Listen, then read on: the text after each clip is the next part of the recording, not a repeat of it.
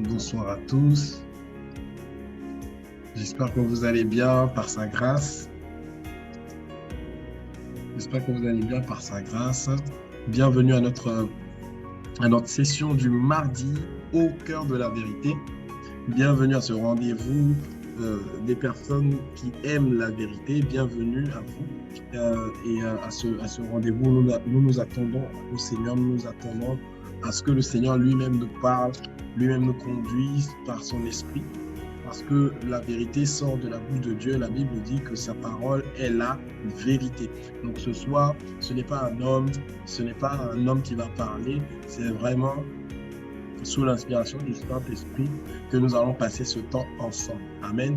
Et donc, je vais nous demander pour toutes les personnes qui sont connectées, donc bonsoir Bonheur, bonsoir Christelle, Alix, Zoom ICCPO, est-ce qu'on peut savoir qui c'est? Est-ce que c'est Giovanni? Est-ce que c'est un administrateur du Zoom? Zoom ICCPO, si on peut se renommer. Bonsoir Afua, bonsoir Cynthia. Voilà. Donc, je vous demande, avant le démarrage de ce temps, de bien vouloir partager pour ceux qui le peuvent. Et d'ailleurs, je vous encourage à le faire, donc à partager ce lien autour de vous, okay, pour que nous puissions être nombreux ce soir à aborder cette nouvelle thématique que nous allons voir aujourd'hui, qui est ô combien important aux yeux de notre Père. Amen. Donc, moi, je suis en train de partager, voilà, afin que nous puissions démarrer par sa grâce. Voilà. OK. Très bien. Donc, OK, c'est Mars Lévali. Bonsoir, mon frère Mars. J'espère que tu vas bien. Bonsoir, Kémy. Donc, la famille, nous allons commencer ce temps par la prière. Nous allons commencer par la prière au commencement. Avant toute chose, il faut prendre le temps de recommander à Dieu. Donc, nous allons recommander ce temps à la grâce de Dieu, lui demander de nous conduire, lui demander de conduire toutes choses par son esprit ce soir, dans le nom de Jésus. Pouvons-nous simplement élever la voix en action de grâce d'abord, pour dire merci à Dieu pour cette journée qui nous a permis de passer dans sa présence et pour lui recommander ce temps dans le nom de Jésus, élevant la voix. Abba Père, ce soir, nous te disons merci. Abba Père, ce soir, nous bénissons ton nom. Merci pour ta fidélité, merci pour ta bonté, tes bontés et tes compassions que tu as renouvelées encore envers nous, Seigneur, en cette journée. Merci parce que c'est toi qui as veillé sur nos allées et sur nos retours. Merci parce que sans toi, nous ne serions pas connectés ce soir. C'est ta grâce qui nous porte, c'est ta grâce qui nous tient, c'est ta grâce, Seigneur, qui nous permet de nous tenir ce soir ensemble pour écouter ta parole. Nous te disons merci. Nous te sommes reconnaissants, Abba Père, pour ce que tu fais, pour nous, Abba Père. Nous te sommes infiniment reconnaissants. Nos vies témoignent de ta grandeur. Nos vies témoignent que toi seul est celui-là qui nous conduit pas à pas tous les jours selon ta volonté. Nous savons que personne ne peut veiller sur lui-même. Combien de personnes sont dans les lits d'hôpitaux? Combien de personnes sont en train de subir des opérations chirurgicales? Seigneur, ta grâce est celle-là qui nous garde. Ce n'est pas par nos activités physiques ou régulières. Non, ce n'est pas par un quelconque entretien physique qui détermine la qualité ou la capacité pour chacun d'entre nous à être en bonne santé. Non, c'est seulement ta grâce. C'est seulement ta grâce. Ta grâce en premier. Ta grâce qui fait toutes choses. Voilà pourquoi ce soir, nous te disons merci. Voilà pourquoi ce soir, nous bénissons ton nom et nous sommes reconnaissants envers toi parce que c'est ta fidélité qui nous porte et qui nous garde chaque jour. Et tu dis dans ta parole que ta fidélité est pour nous un bouclier. Voilà pourquoi nous sommes ce soir reconnaissants de t'appartenir, reconnaissants de pouvoir savoir que nous sommes gardés par toi parce que toi tu ne sommeilles ni ne dors. Tu veilles sur nous. Nous sommes infiniment reconnaissants, Abba Père, parce que tu es bon et ta bonté durera toujours. Ta bonté envers nous durera toujours. Voilà pourquoi ce soir nous sommes reconnaissants et nous bénissons ton nom parce que tu as donné celui que tu avais de plus précieux pour nous. Tu as donné Jésus pour nous afin que nous puissions être rachetés. rachetés et que nous puissions t'appartenir. Jésus s'est livré pour que nous puissions être sauvés. Nous te disons merci pour le sacrifice de ton unique Fils, afin que nous puissions avoir la vie, cette vie éternelle, cette vie abondante que nous trouvons en Christ. Père, nous te disons merci. Pouvons-nous dire merci à Dieu pour le sacrifice de Jésus. C'est lui qui a envoyé son Fils afin que nous soyons sauvés. Père, merci. Merci pour le sacrifice de Christ. Merci pour son sang versé, pour notre rédemption, pour nous laver, pour nous racheter de la vaine manière de vivre de nos pères. Nous te sommes infiniment reconnaissants. Désormais, mon frère, ma soeur, c'est que c'est toi qui nous as pardonné, c'est toi qui nous as lavé, c'est toi qui nous as régénérés par le sang de Christ et nous te sommes reconnaissants pour cela dans le nom de Jésus. Nous savons que désormais, c'est le sang de Christ qui parle plus fort que tout autre sang, que tous les liens de sang de nos familles. Le sang de Christ parle plus fort. Voilà pourquoi ce soir, nous voulons te dire merci et nous bénissons l'œuvre achevée. Nous bénissons ton nom pour l'œuvre achevée de la croix dans le nom de Jésus. Dans le nom de Jésus. Maintenant, nous voulons inviter l'Esprit de Dieu, celui-là même pour qui il est écrit que quand il viendra, il nous conduira dans toute la vérité. Celui qui nous conduira dans toute la vérité. La Bible dit qu'il nous enseignera toutes choses également. Ce soir, nous voulons être conduits par le Saint-Esprit. Ce soir, nous voulons être dirigés par le Saint-Esprit. Ce soir, nous voulons être orientés par le Saint-Esprit. Ce soir, nous voulons que l'Esprit de Dieu nous conduise. Nous voulons que l'Esprit de Dieu inspire les paroles de nos bouches, les pensées de nos cœurs, afin que tout ce que nous allons voir, tout ce que nous allons dire, tout ce que nous allons partager soit inspiré par lui dans le nom de Jésus. Esprit de Dieu, Esprit du Seigneur, nous te désirons ce soir. Nous savons que sans toi nous ne pouvons rien. Nous savons que sans toi nous ne savons rien. C'est toi qui donne, la Bible dit que c'est dans l'esprit de l'homme, c'est le souffle de Dieu qui produit l'intelligence. Seigneur, nous savons que notre intelligence nous vient de toi. Esprit de Dieu, notre intelligence, nos capacités nous viennent de toi.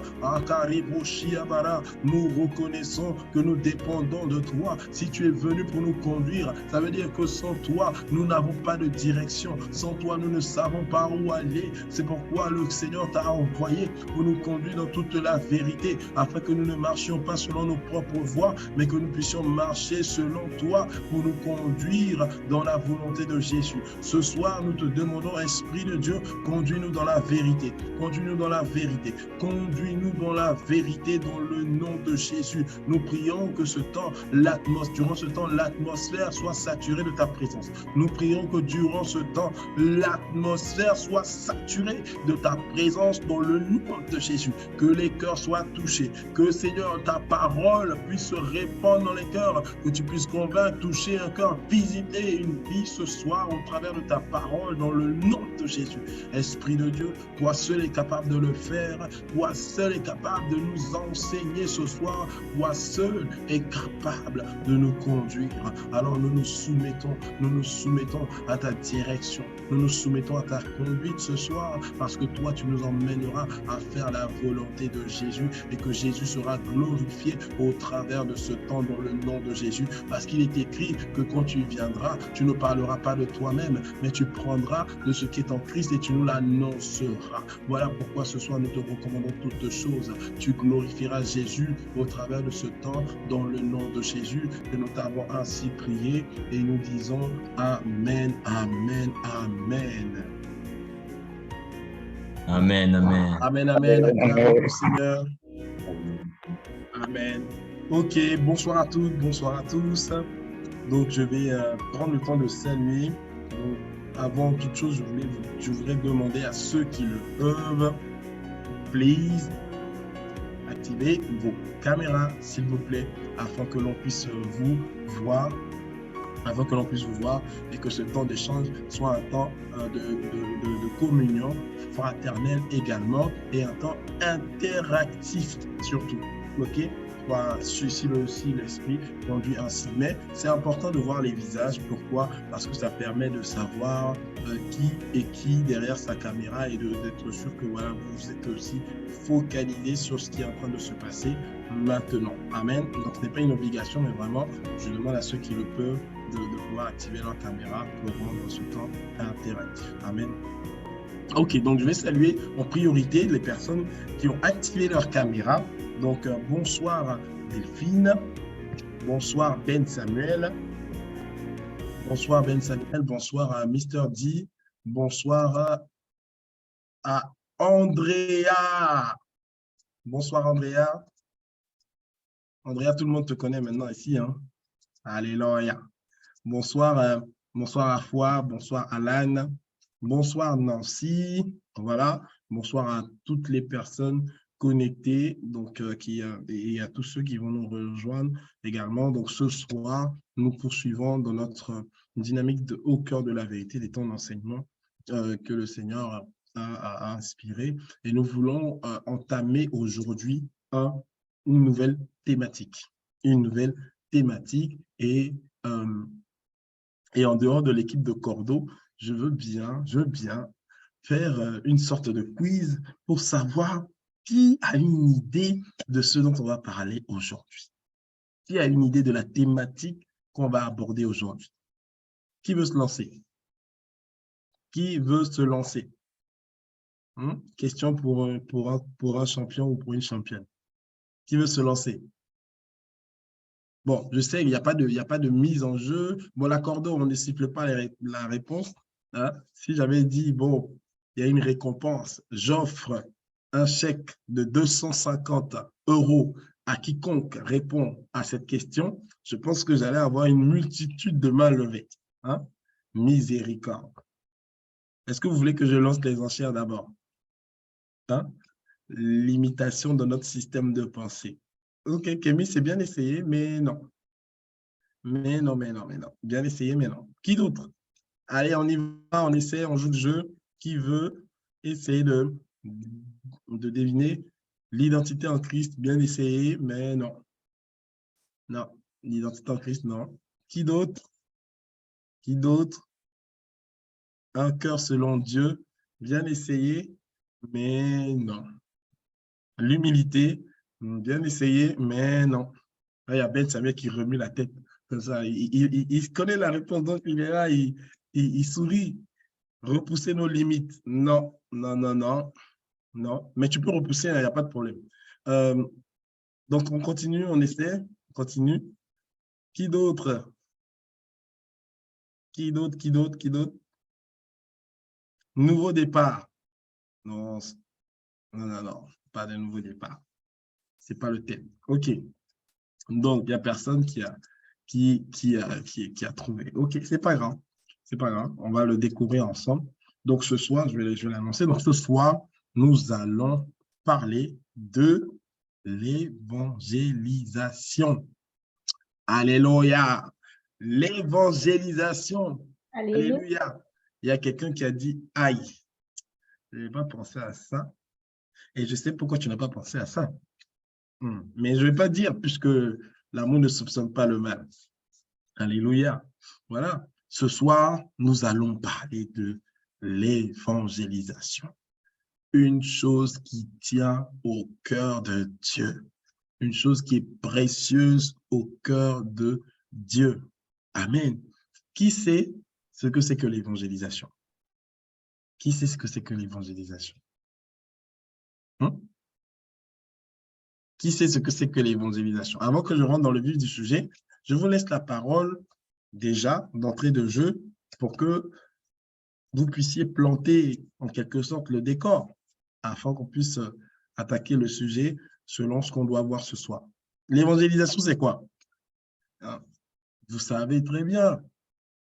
C'est quoi l'évangélisation? Oui, à foi. Bonsoir. Selon moi, l'évangélisation, c'est aller annoncer la parole de Dieu à ceux qui ne la connaissent pas encore. OK. Donc, c'est aller annoncer la parole de Dieu à ceux qui ne la connaissent pas encore. OK. Merci à foi. Merci. Elena. Bonsoir à tous. Bonsoir. Pour moi, l'évangélisation, c'est le fait de sortir pour parler, pour propager la bonne nouvelle du royaume à ceux qui ne le connaissent pas. Amen. Donc, l'évangile, c'est aller propager la bonne nouvelle du royaume à ceux qui ne la connaissent pas. Amen. OK, on est d'accord? On est d'accord? On est d'accord? Maintenant, si on sait ce que c'est que l'évangélisation, pourquoi est-ce que c'est si important pour Dieu? Question avant que je ne rentre dans le vif. Je veux juste déjà voir votre perception de la chose. OK? Pourquoi est-ce que c'est si important aux yeux de Dieu, selon vous?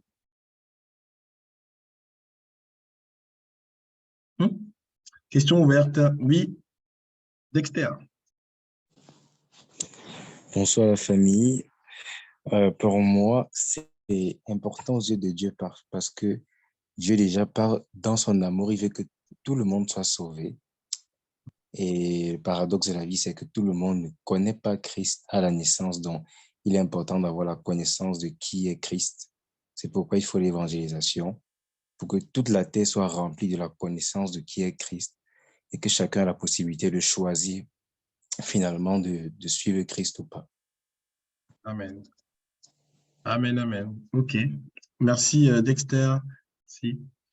Et quelqu'un a dit, Mars a dit dans le chat, parce que c'est notre mission en tant que chrétien. Vous avez tous les deux raison. L'évangélisation, on va le voir ensemble. Le passage de Marc 15 au verset Marc 16, pardon, du verset 15 au verset 16. Aller.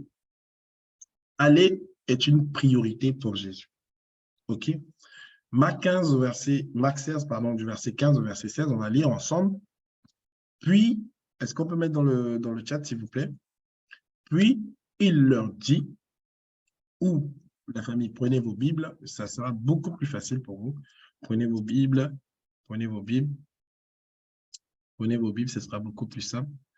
Puis, il leur dit, allez par tout le monde et prêchez la bonne nouvelle à toute la création.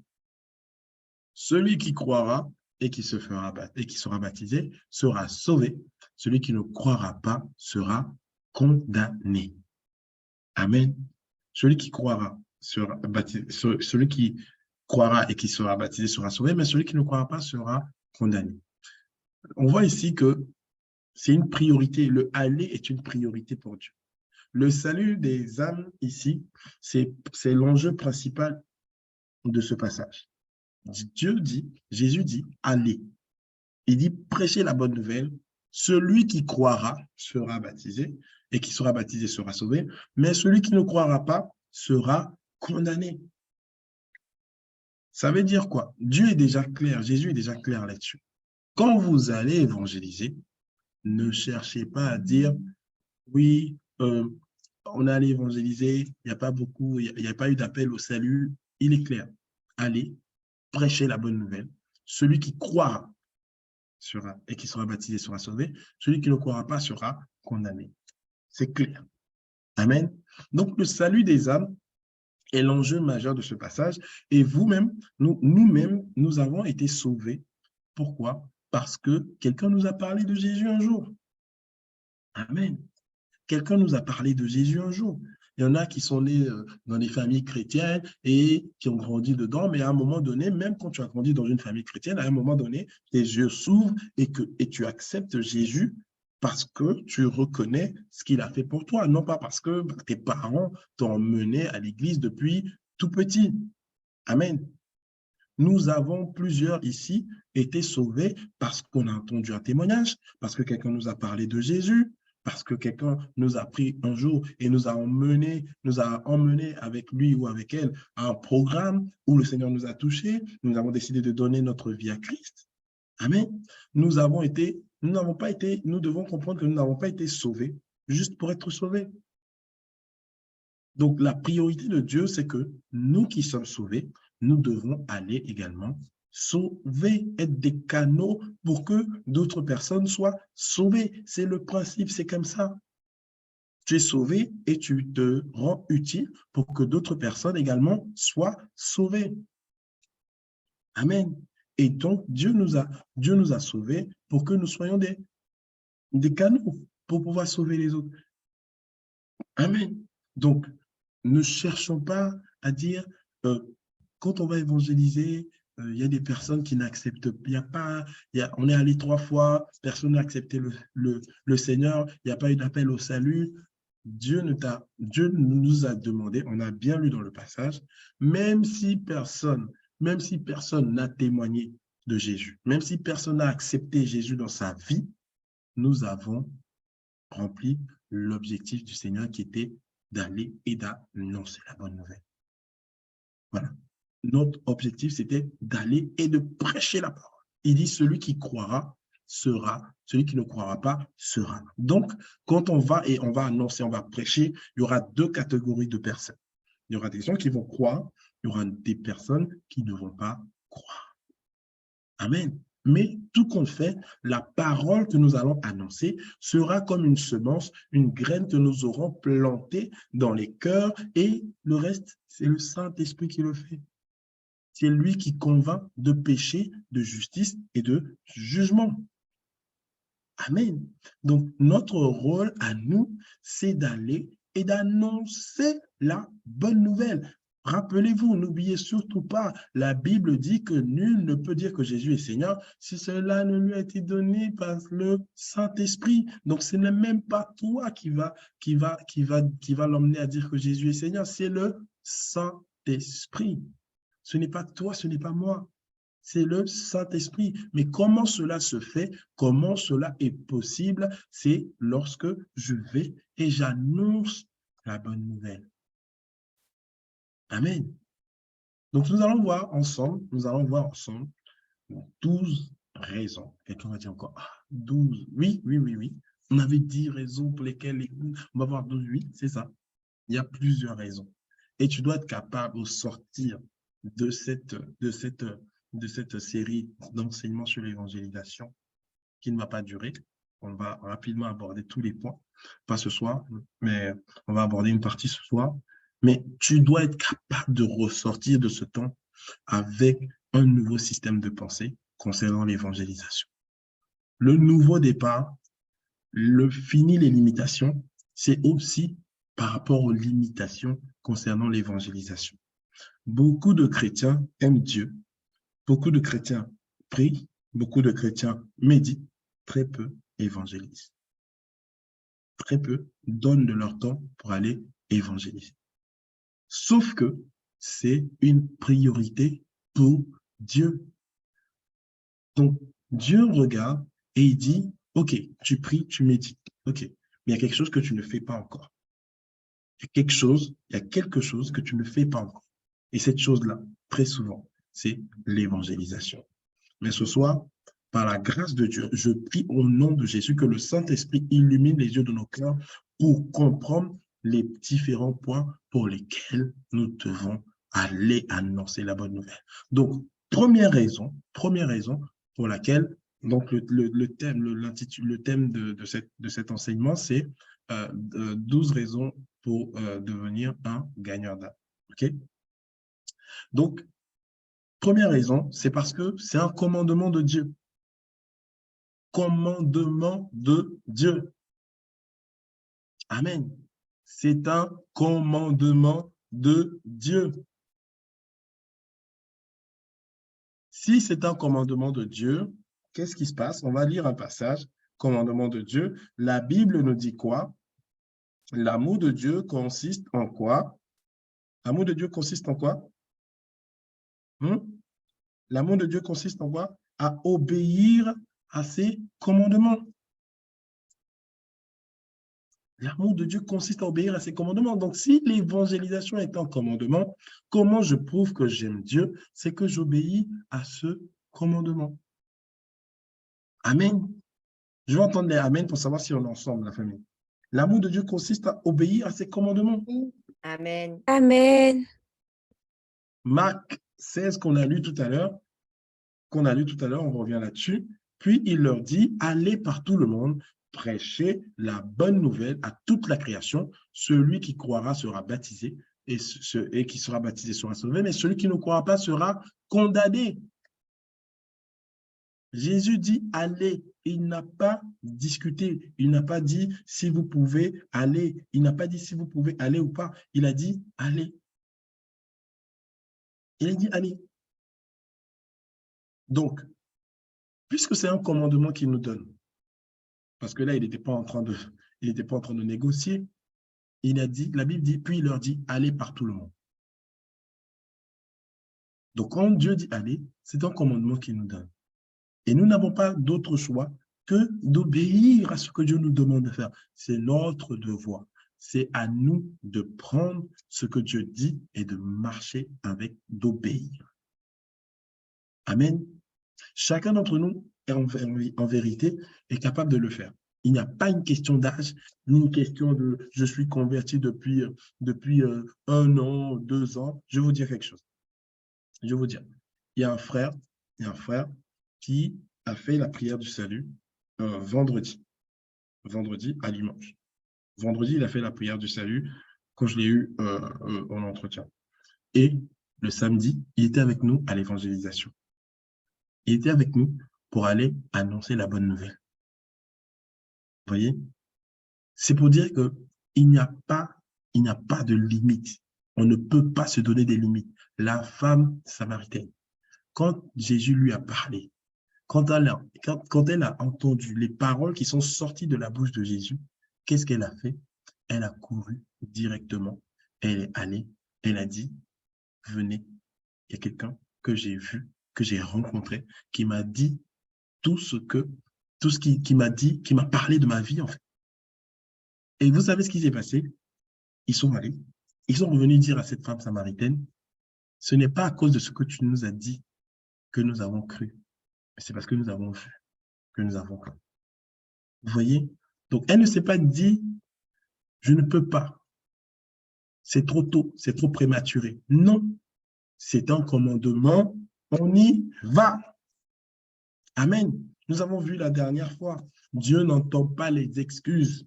Dès l'instant où Dieu sait que tu peux faire, mais que tu trouves des excuses, il n'entend pas. Ça veut dire que chacun d'entre nous doit comprendre que l'amour de Dieu consiste à obéir à ses commandements. Et l'un des commandements de Dieu, c'est d'aller et de gagner des âmes. Amen. Ça, c'était la première raison. La deuxième raison, ça, c'était la première raison. OK? La deuxième raison, c'est parce que l'évangélisation est une priorité pour Dieu. C'est une priorité. Priorité. Quand on parle de priorité, la famille, selon vous, c'est quoi une priorité? J'aimerais bien que ça soit aussi interactif. Une priorité, c'est quoi? Quand on parle de priorité, qu'est-ce qu'on veut dire? Je vais prendre quelqu'un d'autre. Quand on parle de priorité, selon vous, c'est quoi une priorité? Quelque chose qui a de l'importance. Oui, ça a de l'importance, mais encore, c'est vrai, ça a de l'importance, mais pas que. C'est quoi une priorité? Oui, Cynthia. C'est une chose qu'on met en premier. Voilà. Bonheur a dit, Christelle a dit la même chose dans le chat. C'est une chose qu'on met en premier. Tu as 2 choses à faire. On te dit, qu'est-ce qui est prioritaire? Tu fais quoi? Quand on te dit, on te donne 2 tâches, que ce soit au travail ou à l'école ou à la maison. On te donne 2 tâches. Et puis, on te dit, c'est ça, c'est cette tâche-là qui est prioritaire. Tu comprends donc que tu ne peux pas mettre la priorité de côté pour aller faire l'autre tâche, même si celle-ci est tout aussi importante. On est d'accord? Ça veut dire que quand Dieu dit que l'évangélisation est une priorité pour lui, nous devons le comprendre. On va lire ensemble Marc 1 à partir du verset 16. Marc 1 à partir du verset 16 au verset 17. Prenez vos Bibles. Comme il passait le long de la mer de Galilée, il vit Simon et André, frères de Simon, qui jetaient un filet dans la mer, car ils étaient pêcheurs. Jésus leur dit, « Suivez-moi et je ferai de vous des pêcheurs d'hommes. » Vous voyez, dès lors que Jésus les a enlevés de pêcheurs de poissons pour faire d'eux des pêcheurs d'hommes. Donc, sa priorité, c'était de gagner des âmes avec ces personnes-là. Les premières paroles que le Seigneur a adressées à ses disciples étaient en rapport avec la pêche des hommes. Aller gagner des âmes, aller évangéliser. Et nous avons vu l'impact quand il y a eu le baptême du Saint-Esprit de Pierre. Donc, en réalité, ce pourquoi Jésus l'a appelé a été manifesté. Donc, c'est une priorité, la famille. Matthieu 28, à partir du verset 19. On va continuer de lire, on continue de nous appuyer sur la parole. Matthieu 28, il dit, « Allez, faites de toutes les nations des disciples, les baptisant au nom du Père, du Fils et du Saint-Esprit. Enseignez-leur à observer tout ce que je vous ai prescrit, et voici, je serai avec vous jusqu'à la fin du monde. » Vous voyez, quand Jésus rencontre ses disciples, il leur parle d'abord, donc les premières paroles qu'il adresse à ses disciples en rapport avec le salut des âmes. Ces dernières paroles également sont en rapport avec le salut des âmes. Jésus, c'est sa priorité. Des fois, on oublie, on est focalisé dans nos choses, on va travailler, étudier, aller à l'église, aller au programme, à l'église, mais la famille, je vais vous dire une chose, ce qui réjouit le cœur de Dieu, c'est lorsque sa priorité devient notre priorité. Lorsque Dieu voit que sa priorité devient notre priorité, Dieu fait aussi de nous sa priorité. Puisque nous faisons de sa priorité notre priorité, il fait de nous sa priorité. Il fait de nos besoins ses priorités, il fait de nos soucis ses priorités, parce qu'il est écrit « Déchargez-vous auprès de lui, car lui seul prendra soin de vous. » Déchargez auprès de lui tous vos soucis, car lui seul prendra soin de vous. Amen. Donc, on voit ici que les dernières paroles de Jésus étaient en rapport avec l'évangélisation, alors qu'on sait que les dernières paroles d'une personne sont en général des paroles qui sont prises en considération, très importantes. Amen. Donc, je nous encourage vraiment, rien qu'avec ces deux raisons, on doit revoir notre système de pensée concernant l'évangélisation. Chacun, là où il se trouve, quelle que soit l'église où tu es, avant même d'être dans une église locale, cette parole t'était adressée. Dès que tu es devenu enfant de Dieu, Jésus a fait de toi un ambassadeur. Avant même que tu n'appartiennes à une église locale, Jésus t'avait déjà missionné pour cela. Mais l'erreur que nous faisons, c'est que nous lions ça forcément à une église locale, alors que le aller, c'est individuel. Allez, va, toi et moi, nous allons. Je sors de chez moi, je peux évangéliser. Dans mon lieu de travail, je peux emmener la parole. C'est ce que Jésus demande. Très souvent, on a tendance à attendre l'action collective dans notre église locale et encore pour pouvoir aller. C'est la priorité de Dieu, bien aimé. Amen. Amen. On poursuit. Donc, la troisième raison, peut-être que ça va choquer quelqu'un, cette troisième raison. La troisième raison, c'est que c'est une malédiction de ne pas le faire. C'est une malédiction de ne pas le faire. 1 Corinthiens 9 au verset 16. Heureusement que ce n'est pas moi, Stéphane, qui dit ça. Heureusement. 1 Corinthiens 9 au verset 16. Si j'annonce l'évangile, ce n'est pas pour moi un sujet de gloire. Paul, si j'annonce l'évangile, ce n'est pas pour moi un sujet de gloire, car la nécessité m'en est imposée. Et malheur à moi si je n'annonce pas l'évangile.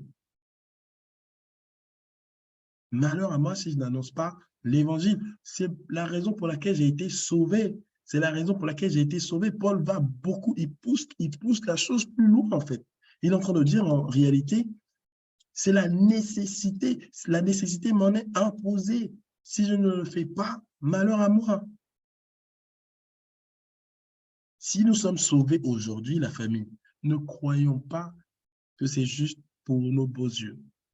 Non, Dieu nous a sauvés parce qu'il veut que nous puissions aller témoigner de Christ. Donc, cela doit être désormais normal pour nous d'aller annoncer l'Évangile. La nécessité de témoigner, d'annoncer Christ nous est imposée. Ce n'est plus un débat, ce n'est pas discutable. Ce n'est pas un motif non plus de fierté. Oui, moi j'annonce l'Évangile. Non. Non. Dieu veut que nous puissions l'annoncer. Et vous savez, par votre témoignage, comment tu l'annonces? Par ton témoignage, par ce que Dieu fait dans ta vie, par sa parole. Notre témoignage peut contribuer à dépeupler l'enfer et remplir le royaume de Dieu. Ça, c'est ce que Dieu veut pour nous. Ça, c'est ce que Dieu attend de nous. Amen. Donc, peut-être que quelqu'un est choqué, va se dire, waouh, mais la famille, Paul a allé plus loin. Il était zélé pour Dieu, zélé pour l'évangile. Il dit, malheur à moi si je n'annonce pas l'évangile. Pourquoi? Parce que lorsque tu comprends quelle est la priorité de celui que tu appelles ton maître, de celui que tu appelles ton maître, un maître, c'est celui à qui on obéit, tu sais la priorité du maître et tu n'accomplis pas la priorité du maître, le maître se dit, mais il y a un problème. Il y a un problème. Donc, Dieu nous interpelle ce soir et nous rappelle qu'il est important, en tant qu'enfant de Dieu, d'entendre ces choses, de ne pas simplement chercher d'autres messages qui vont plaire à l'âme, à la chair, mais ce message sur l'évangélisation de la famille, je nous assure, c'est salutaire. Amen.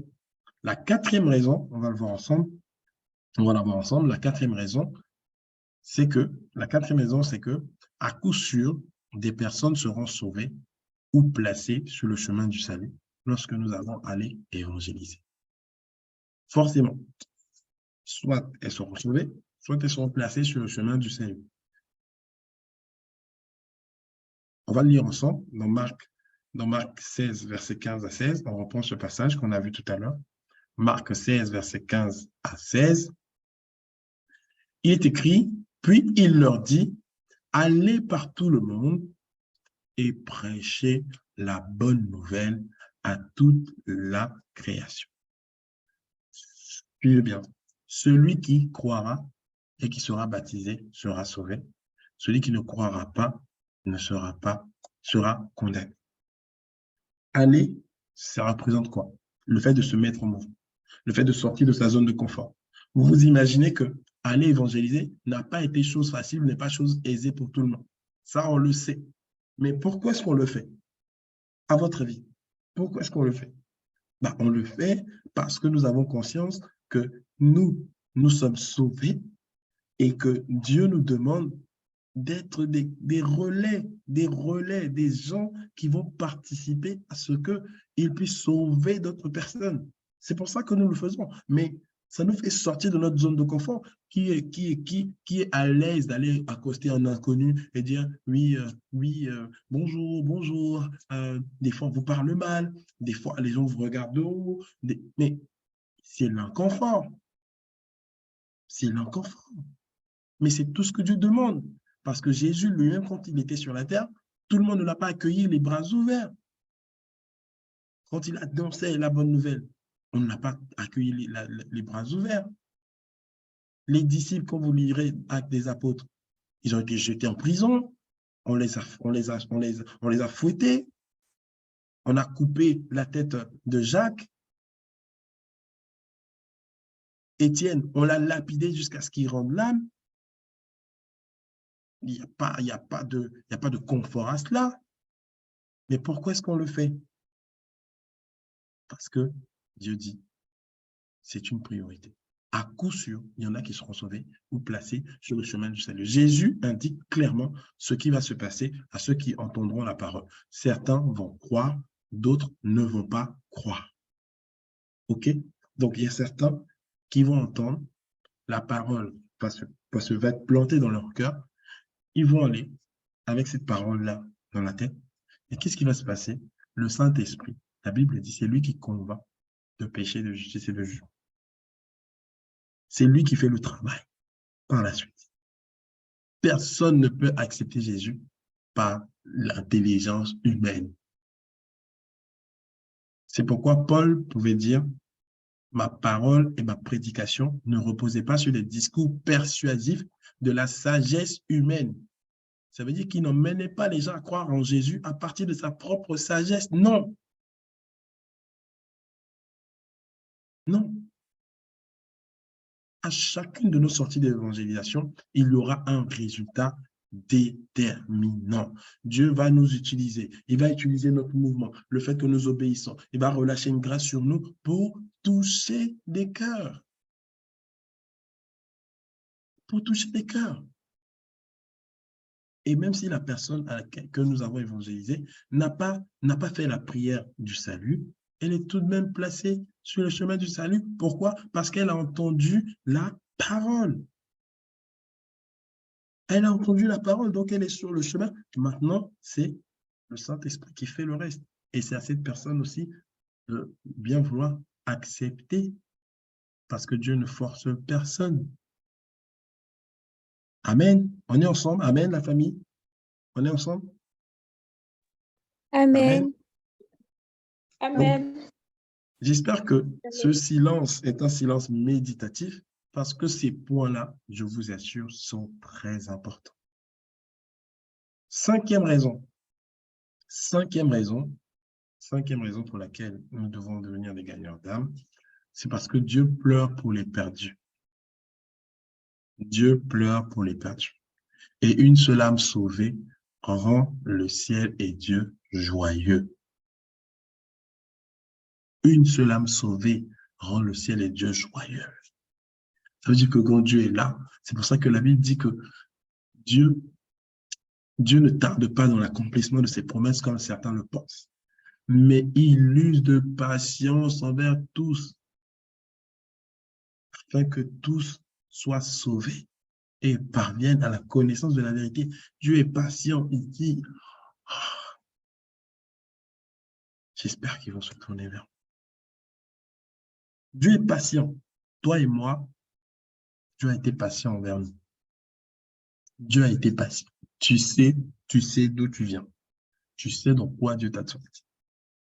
Dieu a été très patient. Je sais dans quoi il m'a sorti. Nous savons. Il a été très patient envers nous. On va lire Luc 15, verset 7. Luc 15, verset 7, la Bible dit, « De même, je vous le dis, il y aura plus de joie dans le ciel pour un seul pécheur qui se répand que pour 99 justes qui n'ont pas besoin de repentance. De même, je vous le dis, il y aura plus de joie dans le ciel pour un seul pécheur qui se répand que pour 99 justes qui n'ont pas besoin de repentance. » Qui n'ont pas besoin de repentance.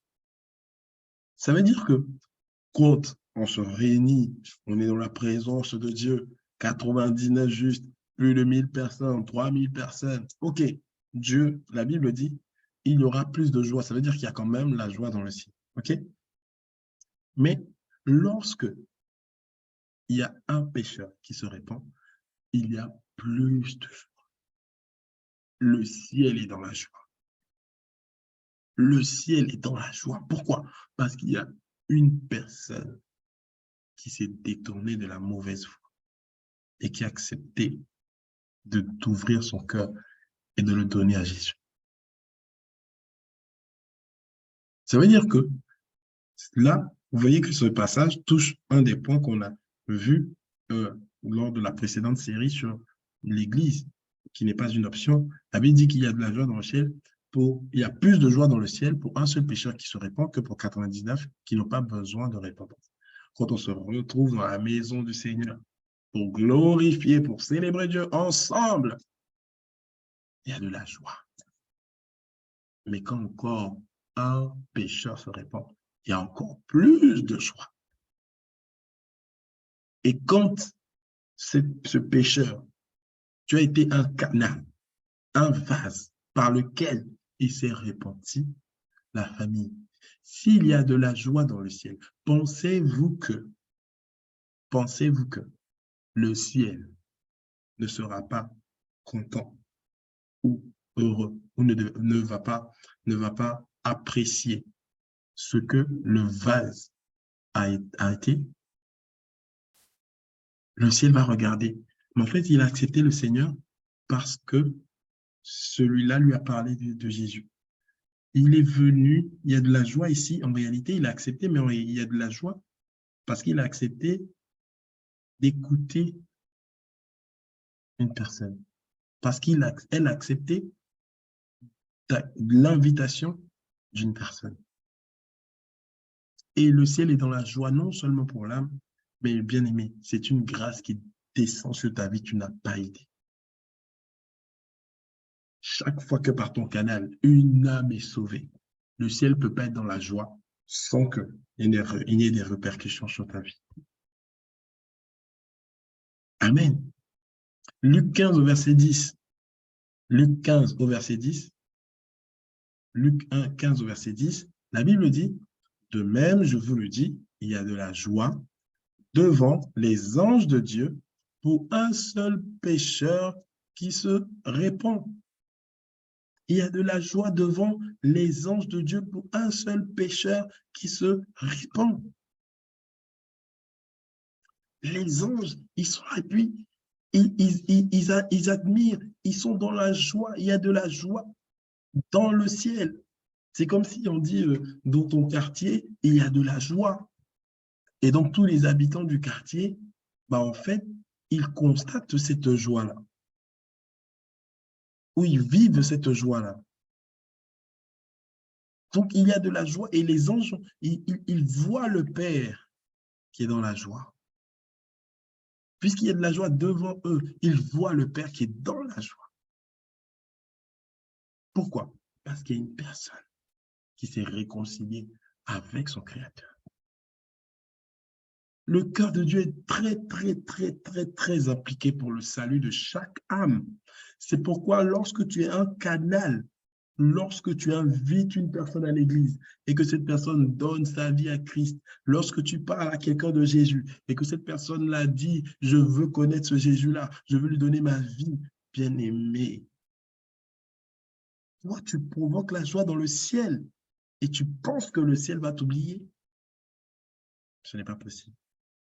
Tu provoques la joie dans le ciel et tu penses que le ciel va t'oublier. Ce n'est pas possible. Ce n'est pas possible. Et il y a une immense joie qui émane donc du cœur du Père pour chaque âme sauvée.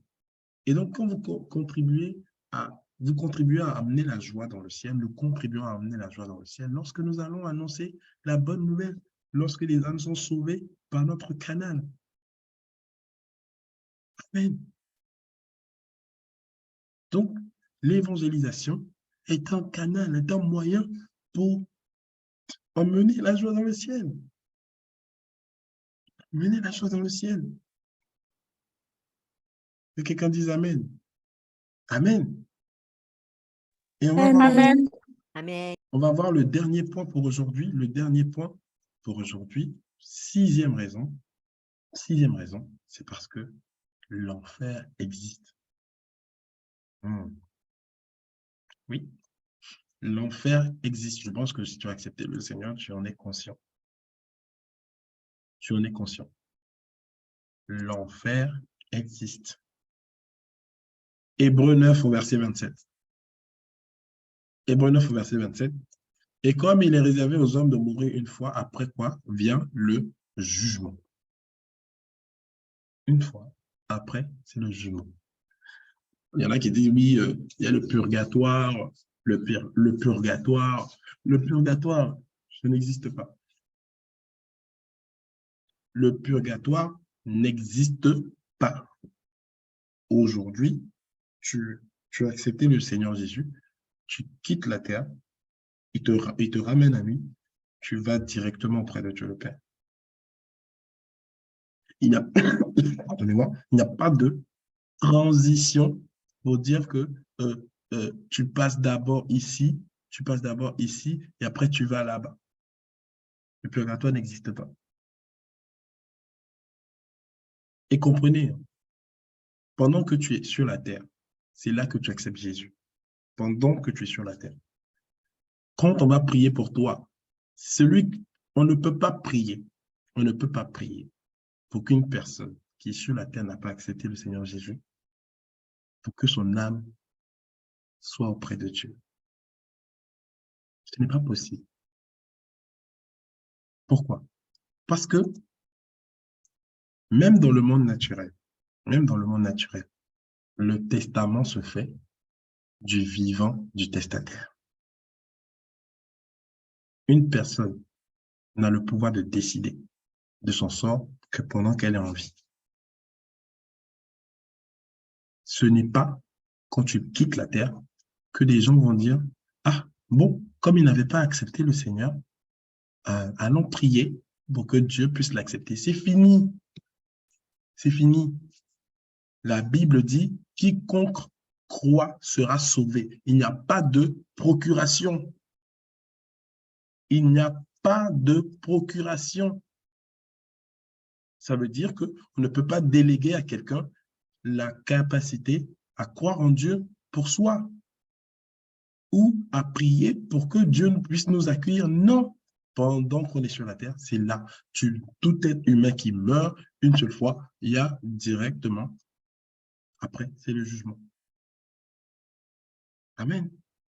Et le Seigneur est clair. Hein. Il a dit, celui qui croit sera sauvé. Celui qui ne croit pas sera condamné. C'est tout. Ce n'est pas moi qui dis, allez lire Marc 16.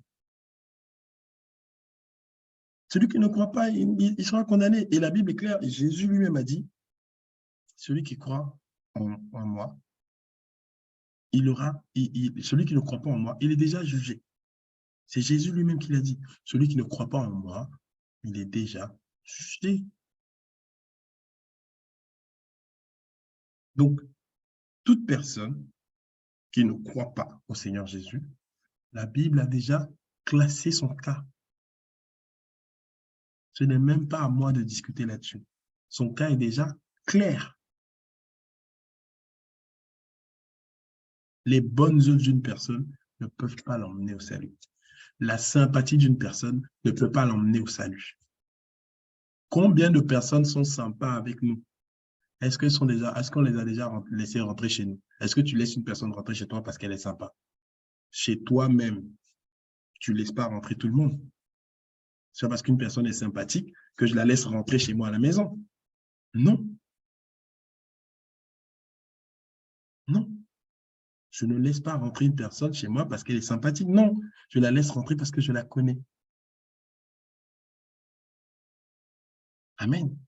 Donc, Dieu ne va pas regarder, je mets des bonnes œuvres, je mets sur la balance 51% de bien, 49% de mal, ça veut dire que c'est bon, le bien a remporté et je vais en ciel. Non, Jésus est le seul chemin par lequel, la Bible dit dans Acte 4, verset 12, il n'y a de salut en aucun autre. Ça veut dire qu'il n'y a pas d'œuvre, et la Bible est claire là-dessus dans Éphésiens 2, à partir du verset 8, vous verrez que la Bible dit que c'est par grâce que nous sommes sauvés. Par le moyen de la foi. Ce n'est pas par nos œuvres. Donc, personne ne peut prétendre faire du bien aux pauvres, tout ça, qui l'emmène au salut. C'est faux. Amen. Seul Jésus donne la vie éternelle. Voici ce qu'il faut retenir. Seul Jésus sauve. Amen. C'est pas une personne, elle est tout en souriante, oh là là, dans le quartier, tout le monde l'aime, tout le monde l'apprécie et tout. Ça ne garantit pas le ciel. La garantie du ciel, c'est Jésus. Point. Point. Amen. Luc 16, on va lire Luc 16, du verset 19 au verset 24. On va terminer sur ce point. Luc 16, du verset 19 au verset 24. Prenez vos Bibles, on va lire ensemble. Et nous allons comprendre les choses.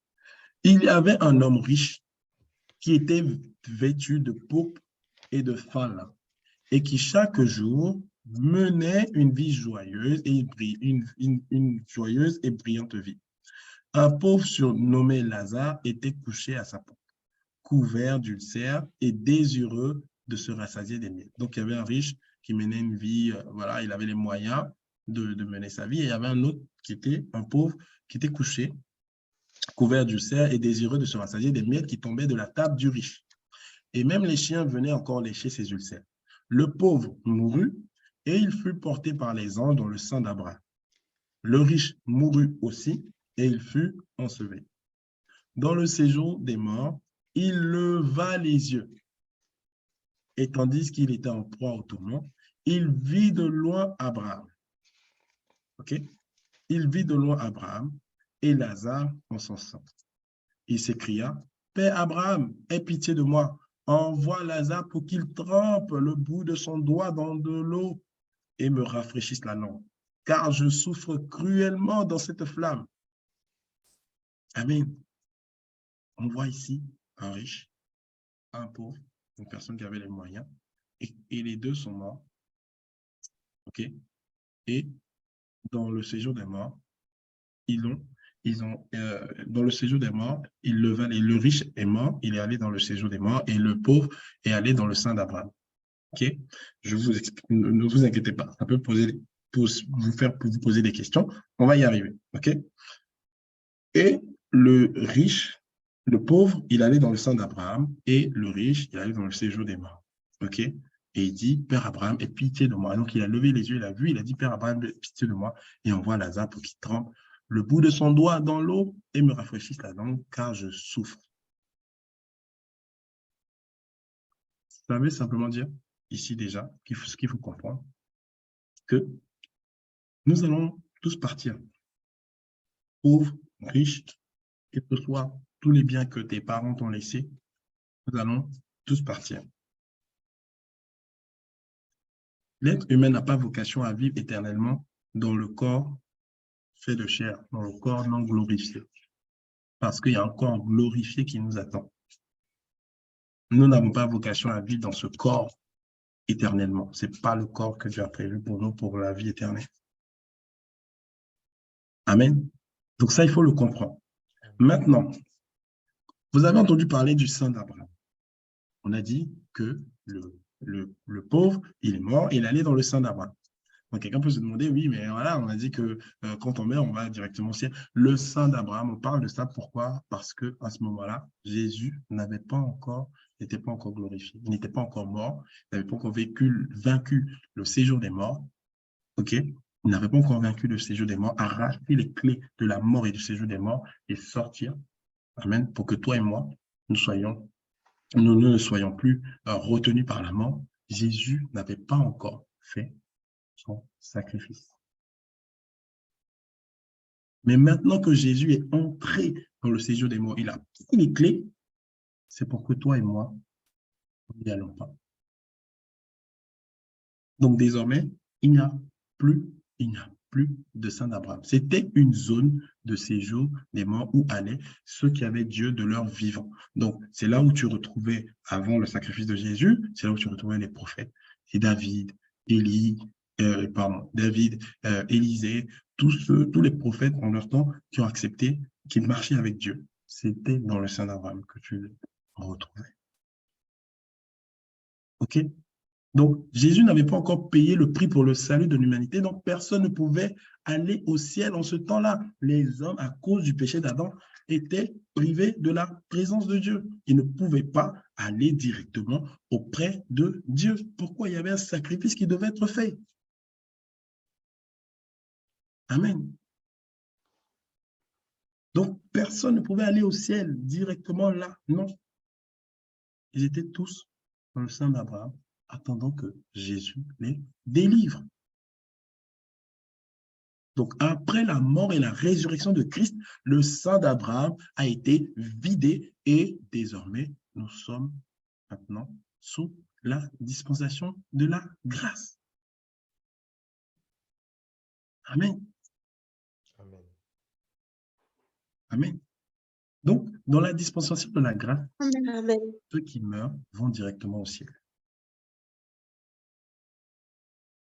Ceux qui meurent vont directement auprès de Dieu.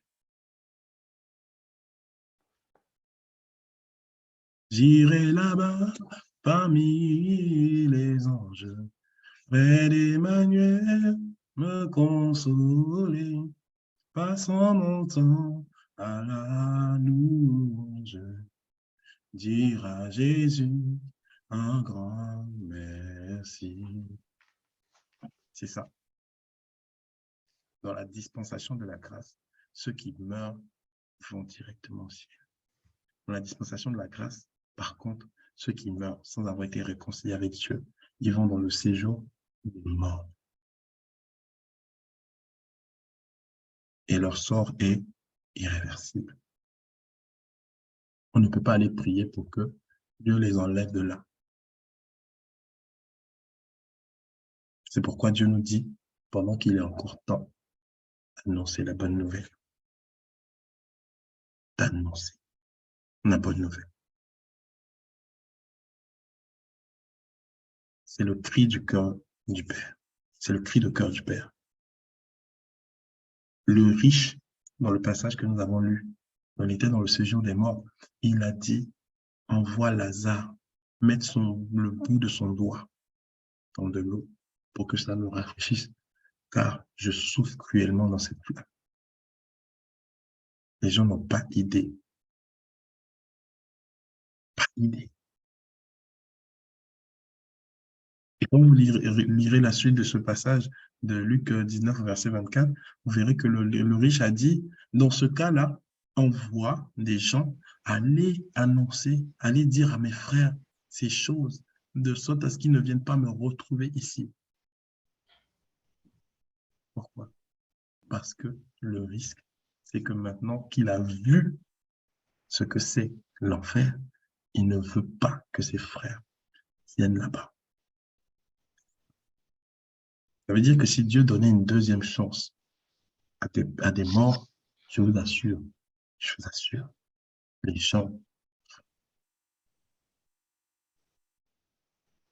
gens allaient marcher, mais dans une repentance, mais sincère et totale. Mais Dieu dit, c'est pendant que tu es en vie que tu veux. C'est pendant que nous sommes en vie que Dieu compte sur nous pour aller gagner des âmes. Amen. Donc, je nous encourage, quand tu vois quelqu'un que tu dis que tu aimes et tu sais qu'il n'a pas accepté le Seigneur Jésus dans sa vie, en réalité, tu dois avoir compassion. Tu dois prier pour cette personne-là. Tu dois dire, Seigneur, vraiment, elle ne comprend pas ou il ne comprend pas, mais je t'en prie, ouvre les yeux de son cœur. Tu pries pour cette personne et tu parles, tu lui quand même, tu sais, tu forces, tu annonces. Quand la brèche s'ouvre, tu dis, tu sais, franchement, si tu acceptes Jésus, enfin, tu n'auras pas. Tu auras une telle paix que tu n'as pas besoin de prendre des cachets pour te sentir bien. Et tu seras en train d'annoncer Christ. Tu seras en train d'annoncer Christ. Et qu'est-ce qui va se passer quand cette personne va donner sa vie à Christ? Le ciel sera dans la joie. Et le ciel ne peut pas être dans la joie et t'oblige. Ce n'est pas possible. Ce n'est pas possible. Et donc, ce que le Seigneur nous demande, la famille, c'est que nous puissions prendre ces choses en considération. Nous puissions mesurer le fait que même quand les gens nous disent on s'en fout, je ne crois pas, je suis athée, voilà. En réalité, la famille, c'est ce que l'homme riche, il était dans sa position, c'est la position dans laquelle l'homme riche était. Il ne se contentait que de ce qu'il avait. Il ne voulait rien savoir d'autre. Donc, il n'y a rien de nouveau sous le soleil. Les gens ne vont pas croire automatiquement. Il y en a, ça sera automatique. Il y en a, ça ne sera pas le cas. Mais nous devons les voir avec la compassion. Nous devons les voir avec les yeux de compassion et prier pour eux et continuer de planter, le planter, et jusqu'à ce que ça porte du fruit. Vous savez, à la croix, lorsqu'on nous explique l'œuvre achevée de la croix, on peut regarder, et la Bible même dit que, en fait, les gens regardaient Jésus, ceux qui étaient avec lui, et il y en a qui pleuraient. Il y en a qui pleuraient. En fait, ils avaient compassion pour lui parce qu'ils regardaient avec les yeux physiques et ils voyaient la souffrance. Ils voyaient la souffrance de Christ. Sauf que la vérité, c'est que Christ, en faisant ça, quand tu regardes avec les yeux du spirituel, c'est Christ qui, ayant compassion de nous, a posé cet acte à la croix. Pourtant, nous, à la croix, quand on regarde Christ, on a compassion. Les gens avaient compassion. Mais la vérité, c'est que c'est par compassion pour nous que lui s'est donné. Donc, nous devons avoir compassion pour nos amis, pour nos frères, pour les gens que même ceux que nous ne connaissons pas. Dieu veut que tous les hommes soient sauvés. Je prie que vraiment le Seigneur ouvre les yeux de nos cœurs là-dessus, et que nous puissions discerner ces choses, et que nous puissions marcher désormais comme des hommes et des femmes qui décident de faire de la priorité de Dieu leur priorité dans le nom de Jésus. Amen. Je le déclare sur vos vies. Amen. Amen. On peut acclamer le Seigneur. Amen. Amen. Amen. Amen. Amen. Est-ce que quelqu'un a une question? Quelqu'un a une question? C'était clair? C'est clair pour vous? Oui. Clair? Ok. Donc, je vais donner pendant ce temps l'opportunité à quelqu'un qui était connecté. On a parlé justement du salut. On a parlé de donner sa vie à Christ. On a vu l'exemple de celui-là qui ne connaissait pas Christ et qui a mené sa vie jusqu'à ce qu'il voit, il expérimente quelque chose qu'il ne savait pas, qu'il attendait. Mais si tu es connecté, que tu as entendu ces paroles, Dieu te dit que tu ne peux plus dire que tu ne savais pas. Alors, si tu es là et que tu n'as pas encore fait la paix avec Jésus, que tu ne lui as pas encore ouvert ton cœur, je t'invite à faire cette prière avec moi. Je t'invite à faire cette prière avec moi. Et à la fois, si tu peux ouvrir ton micro, on va répéter ensemble et tous ensemble, chacun derrière sa caméra, on va dire Seigneur Jésus, Seigneur je te Jésus, dis merci je te dis merci pour ta parole. pour ta parole. Je te demande pardon Je te Je te demande demande pardon pour mes péchés pour mes Pour mes péchés péchés. parce que j'ai marché loin de toi. parce que j'ai marché loin de toi. Aujourd'hui, Aujourd'hui, je viens à toi je viens à toi et je t'accepte et je t'accepte comme Seigneur, comme Seigneur comme Sauveur. et Sauveur. Viens dans ma vie Viens dans ma vie et change mon histoire. et change mon histoire. Au nom de Jésus. Au nom de Jésus. Amen. Amen. Amen, amen. Et si tu as fait cette prière, suis les instructions qui sont mises dans le chat afin que nous puissions t'accompagner dans ce nouveau départ avec le Seigneur Jésus. Amen. Donc la famille, c'était la première partie de cette série sur l'évangélisation. Nous allons poursuivre la semaine prochaine avec d'autres points, mais je vous encourage vraiment à prendre le temps de méditer sur ces choses-là, de méditer sur ces choses-là. Celui qui fait de la priorité de Dieu sa priorité, Dieu fait de lui sa priorité. Amen. Donc, nous allons terminer. Je vais prier pour recommander la fin de ce temps, pour dire merci à Dieu et recommander le reste de cette soirée. Père, nous te disons merci. Nous te sommes reconnaissants encore pour cette soirée. Merci de nous avoir conduits. Merci d'avoir dirigé toutes choses ce soir selon ta volonté. Nous te bénissons parce que c'est toi qui nous as encore parlé par ta parole. Merci parce que c'est toi qui as encore envoyé ta parole, Seigneur, pour que nous puissions connaître la vérité, que cette vérité puisse nous affranchir, nous rendre libres. Merci parce que sans ta parole, nous ne pouvons rien faire.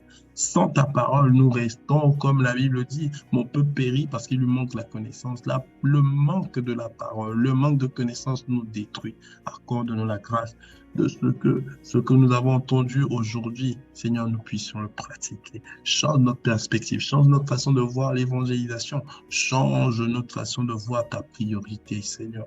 Abba Père, nous voulons te dire merci parce que c'est toi qui nous as parlé ce soir par l'assistance de ton esprit. Nous voulons serrer cette parole contre nos cœurs afin de marcher selon ta volonté.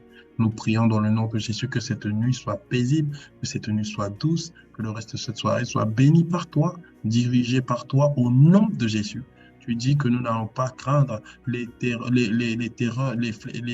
nous ne craindrons ni les terreurs de la nuit. Seigneur, alors aucune terreur ne viendra troubler cette nuit pour mon frère, pour ma soeur, au nom de Jésus. Je prie au nom de Jésus que ton sang couvre chaque chambre, chaque maison, Père, dans le nom de Jésus. Et fortifie-nous pour le reste de cette semaine. Nous te rendons grâce et nous te bénissons pour cette soirée. Accorde-nous la grâce de nous retrouver mardi prochain pour poursuivre encore avec toi sur ce point dans le nom de Jésus. Nous avons prié et nous disons Amen.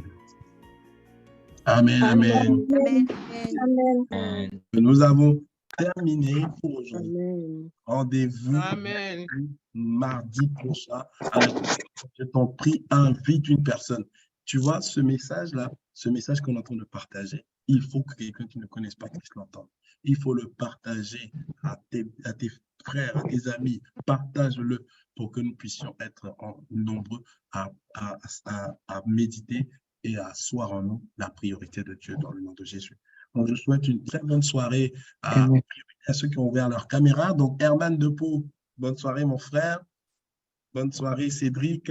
Bonne soirée, Afoi. Bonne soirée, Nancy et sa maman. Bonne soirée, Wawa. Bonne soirée, Andrea. Andrea n'a pas de questions aujourd'hui. Alléluia. Je pense qu'on peut couper le Zoom rapidement. Andrea n'a pas de questions. Miséricorde. Bonne soirée, Vincent. Bonne soirée. Bonne soirée, Da Silva. Bonne soirée à vous. Bonne soirée, Laurie. Bonne soirée à Maoua. Bonne soirée, Sylvestre. Bonheur. Cynthia, Maman Madeleine, Maoli, bonne soirée. Que Dieu vous bénisse, bonne soirée. Mary, bonne soirée. Bonne soirée, Dexter, bonne soirée. Merci. Bonne soirée, Lynn Christelle, bonne soirée. Oulaï de Pau, bonne soirée. Maman Colette, bonne soirée. Voilà. Que Dieu vous bénisse. Amen. Dieu vous bénisse. Et pour le reste, on va vous aider. Voilà, ne vous inquiétez pas. On va vous aider. On a fini. Isabelle, on a fini. Bonne soirée, ma soeur. Tu es bien arrivée. En même temps, c'est fini. Hein? Miséricorde. Sauf si tu étais là dès le départ. On se retrouve mardi prochain à partir de 20h30. Amen. Bonne soirée.